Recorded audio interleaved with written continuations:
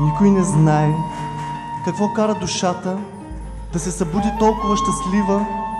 Може би утренният вятър от лицето на Бог отвял е воала. Хиляди нови луни се появяват, рози се разтварят и се смеят, сърцата се превръщат в брилянти съвършени, като рубините от Бадакшан. Тялото изцяло в дух се претворява. Листата клони стават в този вятър.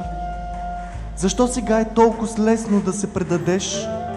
Дори и ти, който вече се предал, няма отговор за нищо от това. Никой не познава извора на радостта.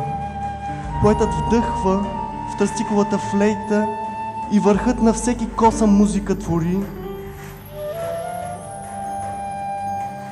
Шамс хвърля буци пръст от покрива, а ние на работа се хващаме като пазачи на вратата.